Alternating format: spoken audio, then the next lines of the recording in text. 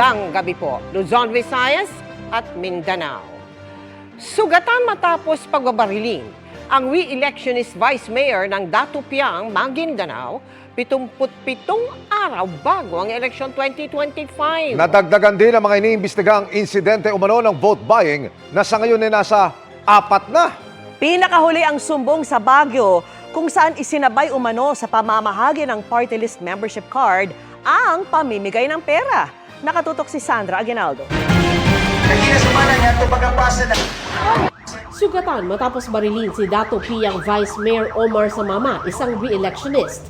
Base sa paunang report, nagsasalita si Samama sa isang programa sa Barangay Magaslong nang mangyari ang insidente alas 10 ng umaga. Patuloy ang investigasyon sa insidente at wala pang reaksyon ng COMELEC. Pero kabilang ang Dato Piang sa mga red areas of concern na inaprobahan ng COMELEC and Bank nitong Enero. Bukod sa karahasan, binabantayan ng COMELEC ang pamimili ng boto, gaya ng umunay pamamahagi ng pera ng isang party list sa Baguio, kalakip ng kanilang membership card. Sa ngayon ay nangangalap na ng dagdag detalye ang komisyon. Ipinakita sa amin yung picture nung allegedly ay membership card ng isang party list na may 300 piso. Pero alam niyo po kasi, yun lang po yun eh.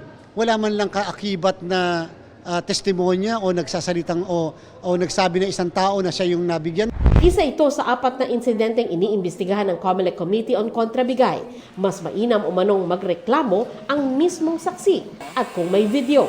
Ang problema, napakadaling gumawa nun.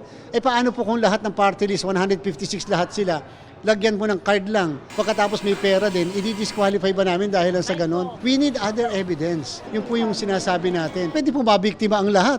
Kung may complainant, mas mabuti. Kung wala, kami ho ang tutulong na rin para ma-establish at kung there's enough evidence, may sasample lang kami yan.